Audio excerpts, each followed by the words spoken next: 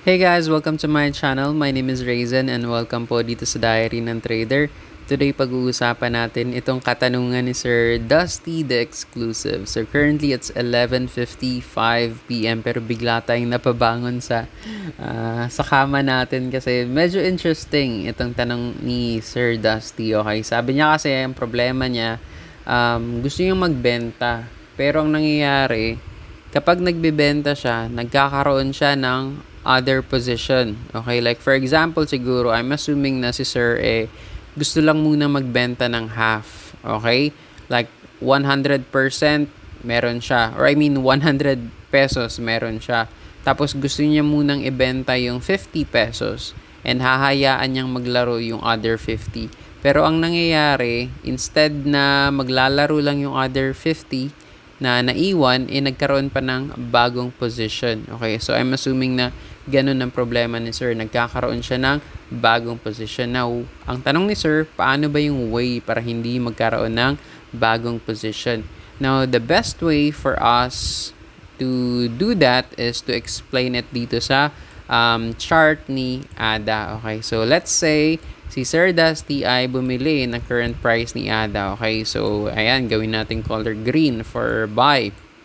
Now, si Sir Dusty, kapag bumaba dito yung Ada, ibig sabihin magka-cut loss siya. Okay, ayan, gawin natin red.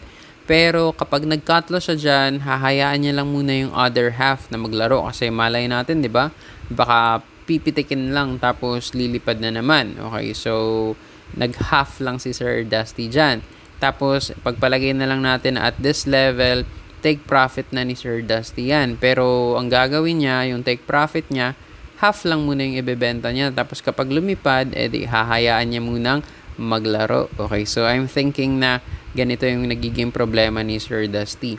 Now, kapag hindi ka nag-click ng reduce only, okay, dito, kapag hindi ka nag-click ng reduce only, instead of selling half here, magkakaroon yung other half ng another position which is sell short position kasi pumasok ka ng buy long. Okay?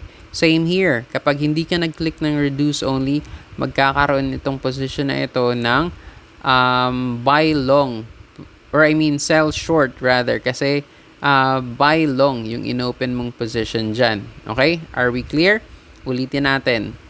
Yung 50 or I mean yung 100% ng ADA mo kapag binenta mo ng half lang, okay, without checking the reduce only, yung other half mabibenta. Pero yung other half magkakaroon ng bagong position. Ano yung position na yun? Sell short. Okay? Sell short. Next, here naman.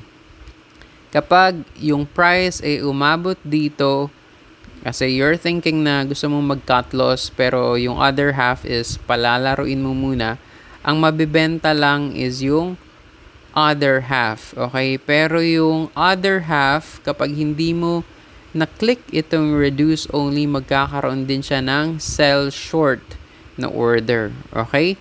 So, for you, Sir Dusty, para maiwasan yan at para sa mga subscribers natin na hindi pa alam kung paano yung dapat na pagbenta or pagbili ng coins, always check reduce only to close your position. Okay? Para naman hindi siya magkaroon ng panibagong order. Okay? Ulitin natin, para hindi siya magkaroon ng panibagong order, click reduce only. Okay? Para naman kapag tumama dito sa area na ito, yung 50% ay mare-reduce lang, mababawasan. Pero yung other 50, magkukontinue pa rin sa paglaro. Yung position mo dito, same lang. Okay? Here, kapag tumama yung other 50 na nakaklik ang reduce only, yung other position, makakat na.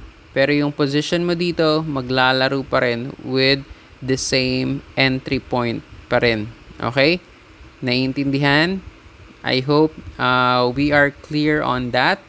And I hope na maintindihan ng lahat kung para saan itong reduce only button. Okay? So, para maging safe yung orders nyo, always choose reduce only. Okay? Are we clear?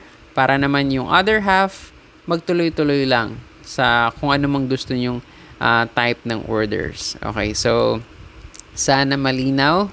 And kung hindi pa na-gets, mag-message lang ulit kayo sa akin. So, gagawa natin ng video kapag free tayo. Okay, so currently it's 12 a.m. na. So, thanks for watching. Have a great night. Bye!